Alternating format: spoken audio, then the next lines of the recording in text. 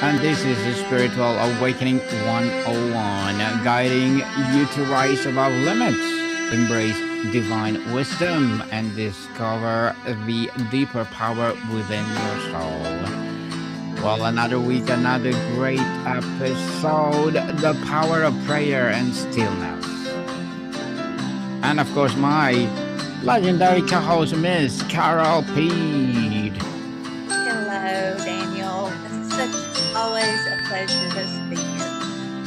Yes, welcome again, Miss Carol, to our podcast. And as I said, we will talk about the power of prayer and stillness. So, what is all about, Miss Carol? Well, I mean, for me, I've been through a spiritual awakening. I'm constantly seeking, and I'm looking deeper within to find more answers. And I think more and more of us are doing that. Mm, yes. So, Miss Carol, for someone who is spiritual but not religious, or even agnostic, how can we practices of prayer and stillness be framed or assessed in a way that feels authentic and does not require specific theological doctrine? Through honest reflection and vulnerability, I view doctrines as they can't all be right and they're not all wrong in their beliefs. Being real and opening your heart fully with all that is divine through God, and ask God to guide you and discern the truth. Interesting answer, Ms. Carol. So, how do we differentiate or relate the inner experience of contemplative prayer for a secular mindfulness or meditation? Is it distinction about the direction of attention, or the intention, or something else entirely? Well, for me, it is about, and Daniel, bear with me, are the questions out of order? I'm sorry.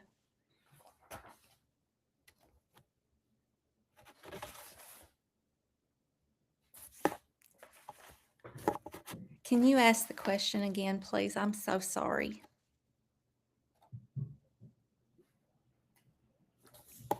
Wait, it's not coming through on my end.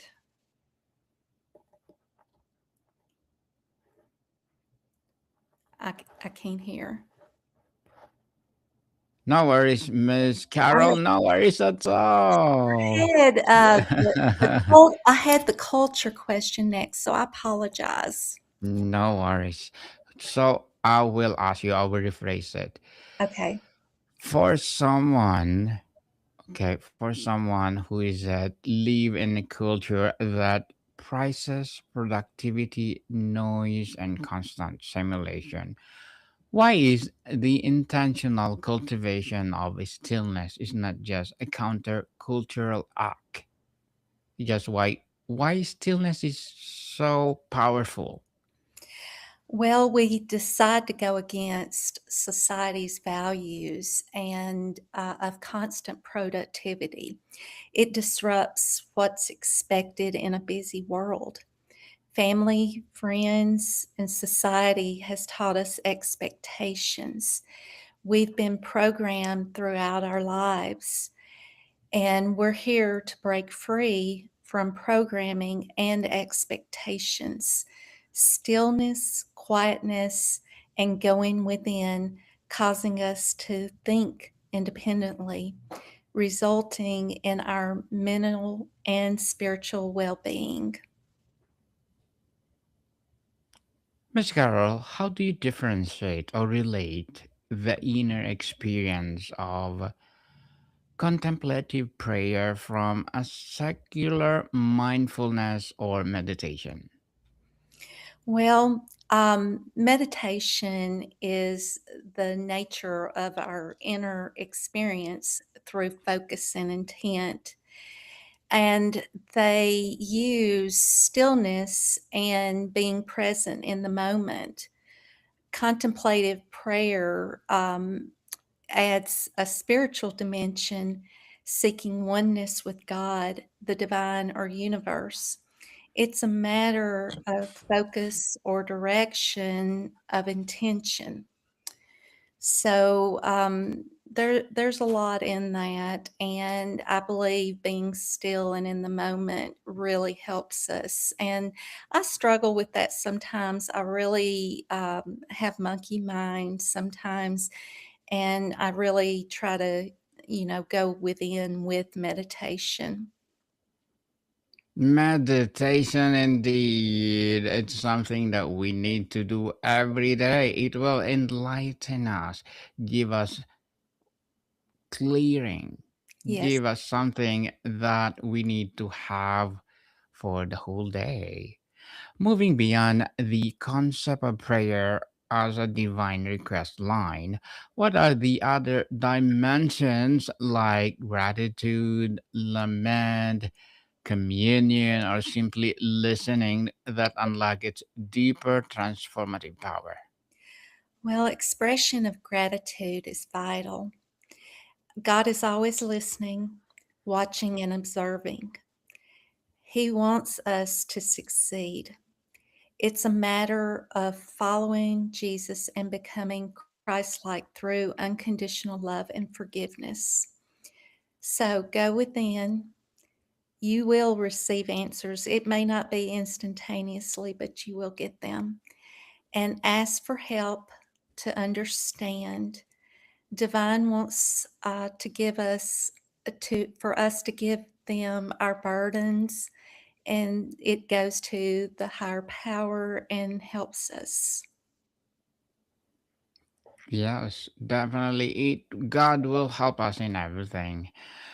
Moving beyond the concept of prayers as a divine request line, many people find the initial entry into stillness but intensely uncomfortable, flooded with thoughts, anxieties, and mental noise. What is a practical, compassionate way to navigate this threshold chaos to reach the quiet beneath? It can be difficult to release old traditions and embrace new ways of reaching God. However, I find it completely fulfilling as spirituality works better for me than previous beliefs. Meditation helps quieten our inner chaos. Be gentle with yourself. Ask for help from others with similar beliefs when you struggle. Hmm. Yes, definitely. And Miss Carol, how does prayer and stillness, from being a purely mental or verbal exercise to embodied somatic experience, what is the role of the posture or even movement in grounding these practices? It involves shifting your attention from thoughts and words to felt physical body sensations. It grounds us in the present moment, and many of us struggle with being in the present moment, and I used to. We're encouraged to be in the present moment and leave the past behind us, not dwell on the future. We listen and observe without trying to change or suppress tension. Mindful breathing is a foundation to feel it all the sensations. Release tension, scan your body, notice sensations without judgment. Hmm. And I think, Ms. Carol, a purely mental or verbal practice mostly recruits the cognitive layer of experience, thought, language, concept, images. That's not bad words, and meaning can open the heart, but is limited. Yes, our heart chakra is closed a lot, and the goal is to keep it open because we need to be open and receptive, not only from divine, but in people that we talk with that are our family and friends. So I do believe that. Hmm. And the nervous system does not distinguish sharply between spiritual and physical. If prayer remains abstract, the body stays in its default patterns. When Yes. prayer becomes embodied, the body recognizes around it. And it can be very freeing, once you can have that. You do open up so much in your body. It all works together. Our nervous system can definitely impact the way that our mind operates. So it's very hard to sometimes be open, but once you start, it's a lot easier as you go ahead. Hmm. Let's talk about the posture. It's a posture theology in the body is often overlooked, but silently shape inner experiences.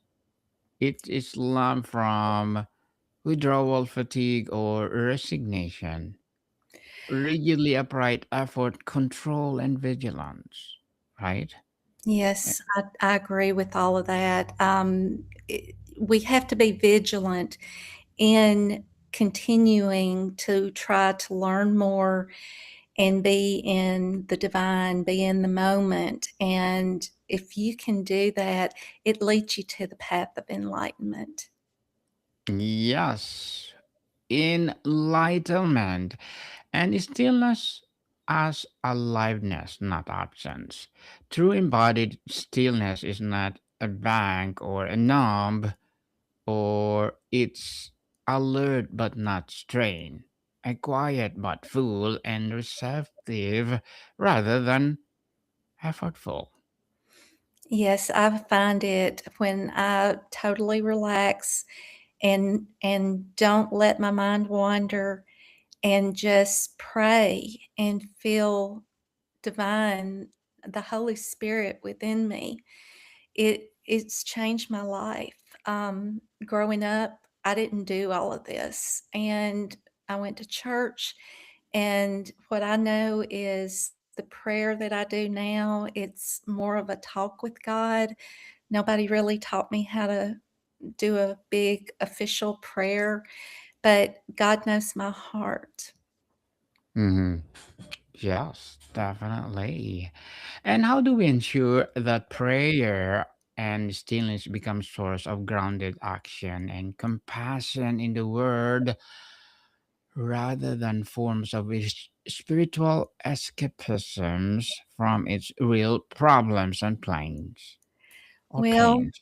we move beyond spiritual bypassing and not avoid dealing with difficult emotions and unresolved wounds through acceptance of the present.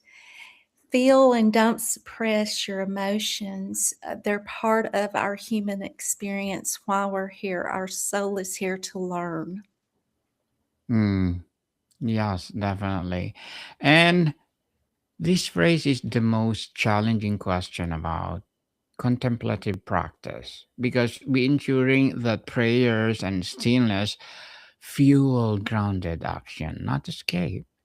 It requires intentional bringing between the inner transformation and the outer engagement. So let's say reframe the purpose of stillness from the withdrawal from the presence for.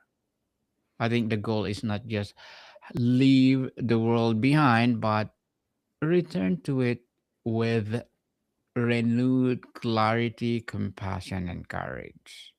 I agree with that. And depression can be very hard on us. Sometimes we feel deserted, and God doesn't desert us. I've had troubles with that in the past, and all I know now is I trust fully. My faith is unwavering, and I just know sometimes I've been carried when I can't walk. And I I can't do anything different than what I am now. Yes. Let's cultivate the ground action through micro practices.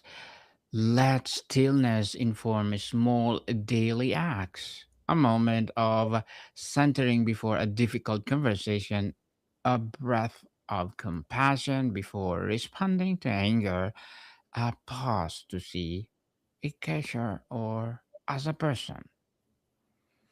Yes, I agree with all of that. You're so wise, Daniel. You really are. Likewise, Miss Carol, likewise. So after a prayer meditation, you should ask, did the deepen my connection to humanity and sharpen my clarity to serve, or did it encourage retreat from the world's pain? Well, I think we all sometimes try to retreat from our pain. The big thing is to not get lost in your world.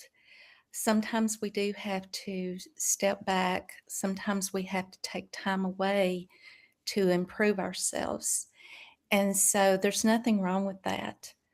And you can meditate and pray deeply when and go in nature and do that. It really helps regroup. Sometimes when things are really, really hard and you question things, you you just pray and ask for guidance and discernment through all of this. Hmm. Yes, definitely. And Miss Carol, this spiritual awakening is something that for a complete beginner, feeling both drawn and intimidated, what is the absolute simplest, most accessible door into experiencing the power of prayer and stillness for themselves today? Well, you be still, pray, walk. You start small, 30 to 60 seconds of intentional stillness. Keep it honest. Bypass complex rituals and do natural low pressure actions. Calm with spiritual focus.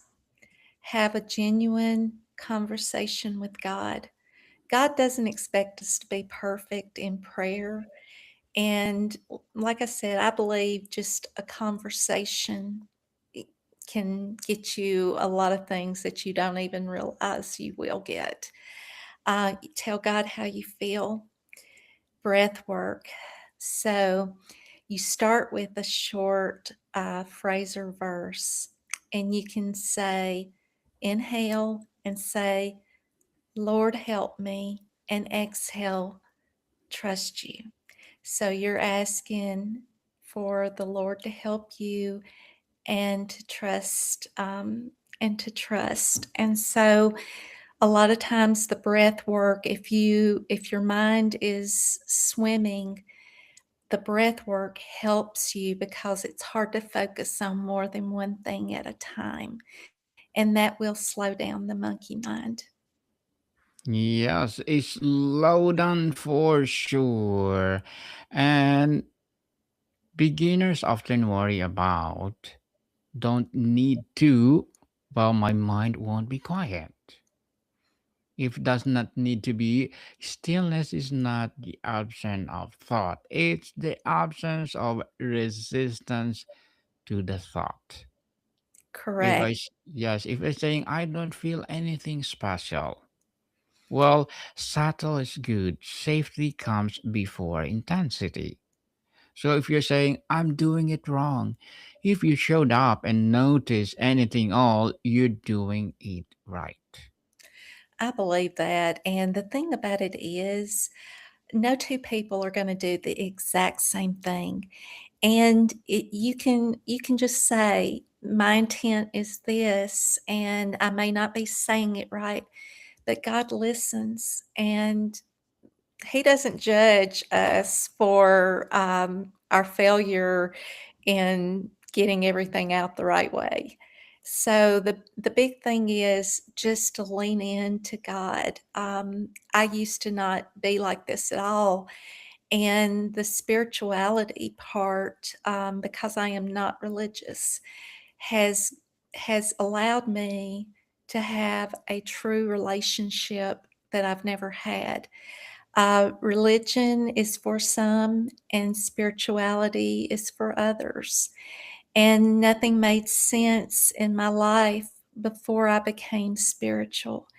And now, I don't have all the answers, but I love learning and allowing God to give me messages. And my intuition is very strong in this. And so I encourage you to discover, if religion does not feel right to you, spirituality might. You may never have considered it, and it's a learning experience, and just trust. And your family may and may not understand if you become spiritual over religious, but you what I know is I have to have peace in my life, and this brings me peace. Yes. Peace, definitely peace, people. And to wrap up this, prayer and stillness don't begin with effort, skill, or certainty. They begin with the moment you stop trying to manage your experience and allow yourself to be present in your breathing body. Breathe grounds attention, posture offers quiet dignity, and even the smallest pause tells your nervous system that it's safe to rest. From there, stillness is not something to create, it's something you notice. You so wise. Those are wonderful words. Li- So, Miss Carol, would you like to plug in your book? Well, I am a self-published author. My twin flame journey of separation, surrender, and release, and healing sacred wounds while reclaiming my power. I do small spiritual vlogs on my VC Pit Facebook page. So my website's healingsacredwounds.com. So my desire is to introduce others to spirituality. Yes, people, let's support Miss Visipit or Miss Carol, because if you support her, for sure more and more empowering books will rise. So, Miss Carol, thank you so much for your time. Thank you so much, Daniel. It's always a pleasure. Maricon people, see you soon.